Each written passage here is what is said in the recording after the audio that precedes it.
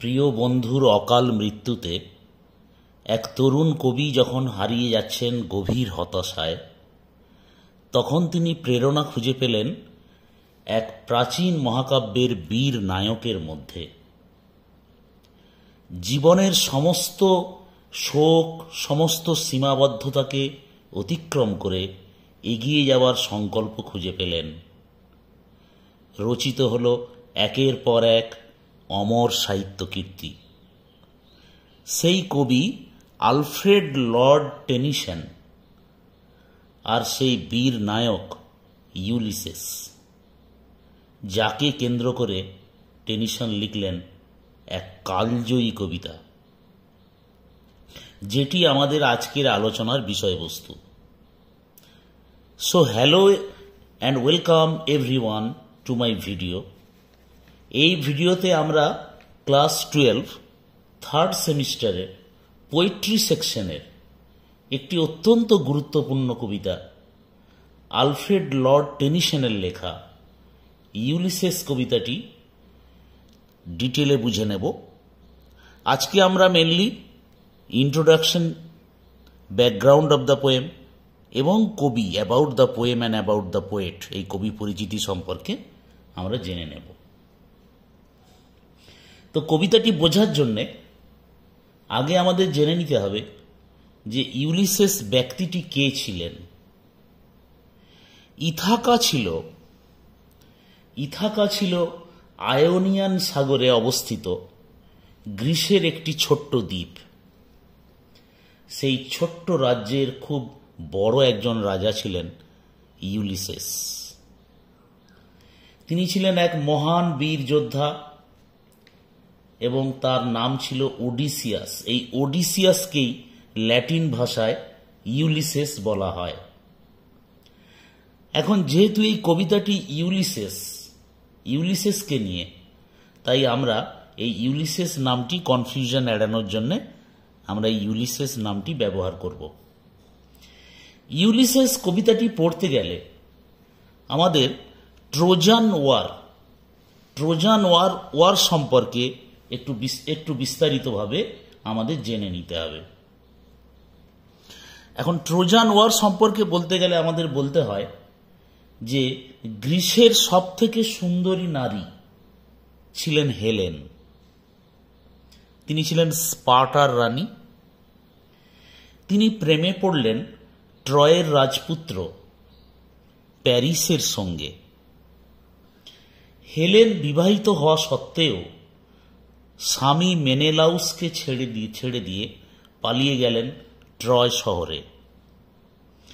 এখন স্পার্টার রাজার এই যে অপমান, এই অপমানের জন্য গ্রিসের সমস্ত শাসকগণ, রুলার্স যারা, তারা একজোট হয়ে আক্রমণ করল ট্রয়। সেই যুদ্ধে যোগ দিলেন বড় বড় সমস্ত গ্রিক বীরেরা, যেমন অ্যাকিলিস। তিনি ছিলেন গ্রিসের সর্বশ্রেষ্ঠ যোদ্ধা। সেই অ্যাকিলিস ট্রয়ের সেনাপতি তথা রাজপুত্র হেক্টরকে তিনি যুদ্ধে হত্যা করলেন।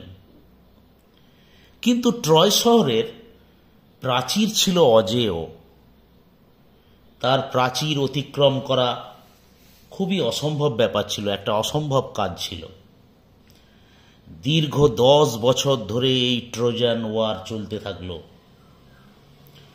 হোমারের মহাকাব্য ইলিয়াড, গ্রিস আর ট্রয়, এই ভীষণ যুদ্ধ নিয়ে, যেখানে ইউলিসেস ছিলেন একজন মহান বীর, সাহসী যোদ্ধা। শুধু তাই নয়, তিনি ছিলেন একজন বুদ্ধিমান পরামর্শদাতা এবং দক্ষ কূটনীতিক। তাঁরই পরামর্শে ট্রোজানদের প্রতারিত করার জন্যে, তাদেরকে ঠকানোর জন্যে বিখ্যাত ট্রোজান হর্স বা ট্রয়ের ঘোড়া নির্মিত হল। রাতের অন্ধকারে লুকিয়ে গেল 100 গ্রিক সৈন্য সেই ঘোড়ার পেটের ভেতরে। তারপর যখন রাত গভীর হল, সমগ্র ট্রয় নগরী যখন ঘুমিয়ে তখন সেই ঘোড়ার পেট থেকে বেরিয়ে এলেন গ্রিক বীরেরা, গ্রিক সৈন্যেরা, এবং তারা সারা ট্রয় নগরীতে আগুন ধরিয়ে দিলেন এবং ট্রয় শহর এইভাবে ধ্বংস হল। এরপর এই যে 10 বছর ব্যাপী এই যে ট্রোজান ওয়ার হলো, এরপর গ্রিসের জয় হলো, গ্রিকরা জয়ী হলেন। এরপর ইউলিসেসের ঘরে ফেরার পালা। এরপর ইউলিসেস অর্থাৎ ওডিসিয়াস, গ্রিক ভাষায় আগেই বললাম ওনার নাম ওডিসিয়াস, আমরা এখন জানবো ইউলিসেস। এই ইউলিসেসের ঘরে ফেরার পালা। এই ঘরে ফেরার যে সময়সীমা এটাও ছিল 10 বছর ধরে। আরও 10টি বছর ধরে ইউলিসেস ঘরে ফিরতে লাগলেন।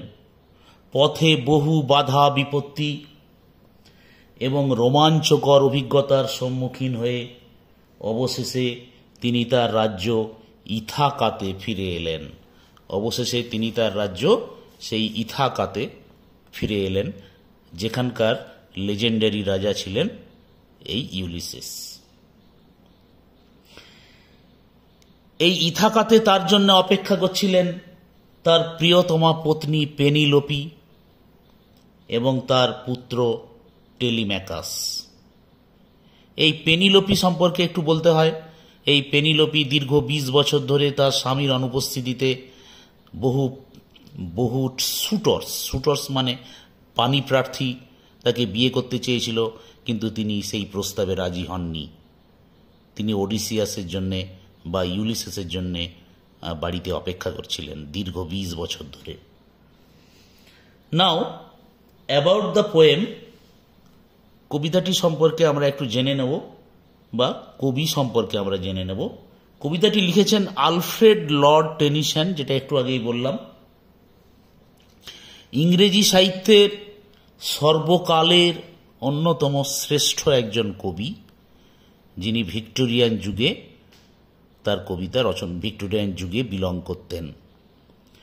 কুইন ভিক্টোরিয়া বা রানী ভিক্টোরিয়ার যুগের অধিকাংশ সময়ই তিনি পোয়েট লরিয়েট বা রাজকবি হিসাবে অভিহিত হয়েছিলেন, কারণ তিনি ব্রিটিশ রয়্যাল হাউসের একজন বিশিষ্ট কবি হিসাবে নিযুক্ত ছিলেন। কবিতাটি 1833 সালে লেখা হয়েছিল এবং 1842 সালে প্রকাশিত হয়েছিল তার বিখ্যাত কাব্য সংকলন পোয়েমস থেকে নেওয়া হয়েছিল এই কবিতাটি। তোমাদের আগেই বলেছি যে the death of Tennyson's friend Arthur Henry Hallam in 1833, এই কবির এই প্রিয় বন্ধু আর্থার হেলাম, তার মৃত্যুকে কেন্দ্র করেই কবি এই ইউলিসেসের জীবন দর্শনের মাধ্যমে তিনি এই কবিতাটি লিখেছিলেন। অর্থাৎ ইউলিসেসের জীবন কাহিনীতে মধ্য দিয়ে তিনি আর্থার হেলামের শোকটি ভুলতে চেয়েছিলেন। কবিতাটির ফর্ম সম্পর্কে বলতে গেলে এটি dramatic monologue.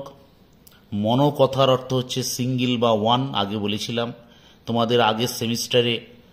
Dramatic monologue my last duchess Robert ব্রাউনিংয়ের ছিল, মাই লাস্ট ডাচেস, সেটা আমরা পড়েছি। এটিও একটি বিখ্যাত ড্রামাটিক মনোলগ। মনো মানে হচ্ছে এক, লগ মানে স্পিচ, অর্থাৎ সিঙ্গেল স্পিকার। এখানে স্পিকার হচ্ছেন ইউলিসেস, আর লিসেনার হচ্ছেন প্যাসিভ লিসেনার কিছু আছেন, তারা হচ্ছে the mariners who were his companions in the Trojan war. সেই সমস্ত নাবিকেরা এবং সহযোদ্ধারা যারা ট্রয়ের যুদ্ধে তার সহযোগী বা সাথী ছিল, তারাই হচ্ছে লিসেনার্স। এখানে এই লিসেনার্সের মধ্যে অন্তর্ভুক্ত করা আছে his son Telemachus also seems to be standing by him. তার পুত্র টেলিম্যাকাসও এখানে প্যাসিভ লিসেনারের মধ্যে আছে।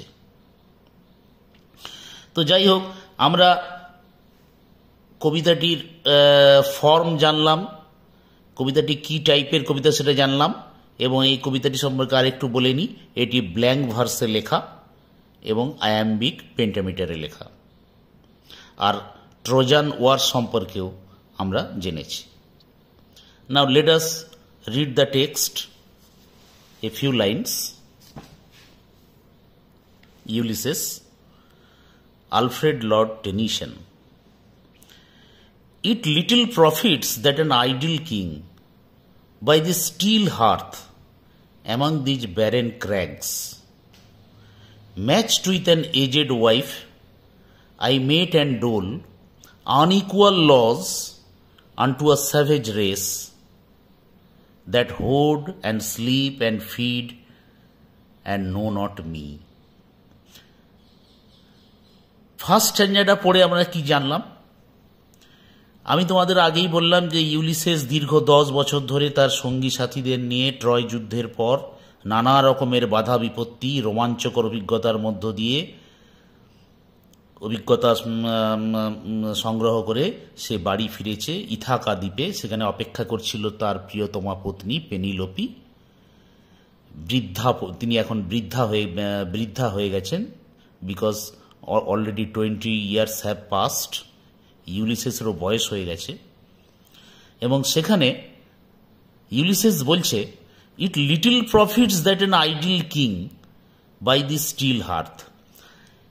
এতে কোনো লাভ নেই যে আমার মতো একজন অলস রাজা এখানে এসে বসে আছি, একজন অলস রাজা এই নিস্তব্ধ নিস্তরঙ্গ ফায়ার প্লেসের কাছে।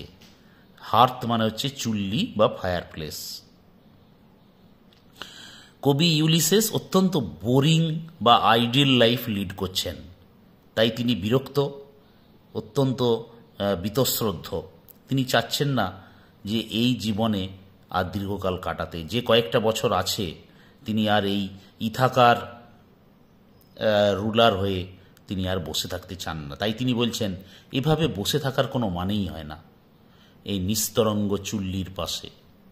অ্যামং দিজ ব্যারেন ক্র্যাগস, এই রুক্ষ খাড়া পাথুরে দ্বীপের মাঝখানে, অর্থাৎ ক্র্যাগস মানে রুক্ষ পাহাড়, যেহেতু ইথাকা দ্বীপটি পাথুরে একটি দ্বীপ, খাড়াই পাহাড়, আনপ্রোডাক্টিভ ব্যারেন ল্যান্ড বলা যেতে পারে, নিষ্ফলা। Matched with an aged wife, এবং আমার সঙ্গে পাশে বসে আছেন একজন বৃদ্ধা স্ত্রী। অর্থাৎ ইউলিসেস যখন ট্রয়ের যুদ্ধে গেছিলেন আজ থেকে 20 বছর আগে, এখন 20 বছর কেটে গেছে, পেনেলোপি এখন বৃদ্ধা হয়েছেন। তো ইউলিসেসের তার এই বৃদ্ধা স্ত্রীকে আর ভালো লাগছে না, তিনি নিজেও বৃদ্ধ হয়েছেন। তাই তিনি বলছেন, matched with an aged wife. এই বৃদ্ধা স্ত্রীকে নিয়ে এই অলস জীবন কাটাতে এই ইথাকার রুলার হিসাবে তার মোটেই ভালো লাগছে না এই বন্ধা অনুর্বর একটি দেশে। তাহলে তিনি কি চান? I mete and dole unequal laws unto a savage race. যেখানে শুধু আমি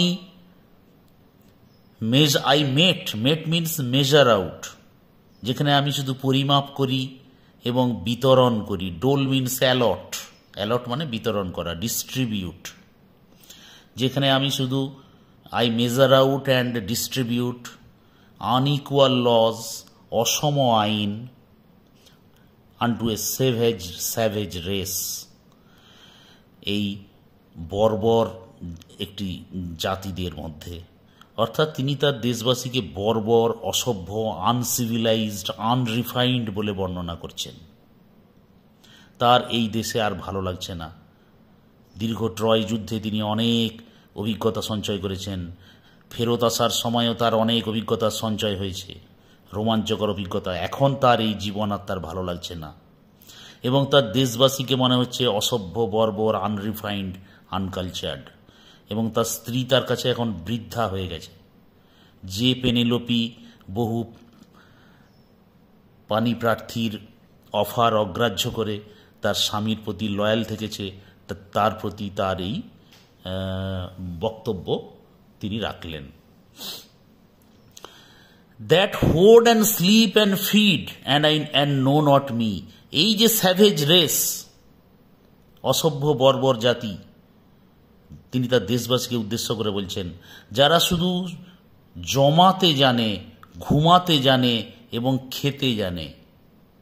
অর্থাৎ যারা সেই গতানুগতিক জীবনযাত্রায় লিড করতে পারে, কোনো রকমের ভ্যারিয়েশন নেই, কোনো রকমের বৈচিত্র্য নেই। তিনি এখন বৈচিত্র্য চাচ্ছেন, জ্ঞানের অন্বেষণ করতে চাইছেন।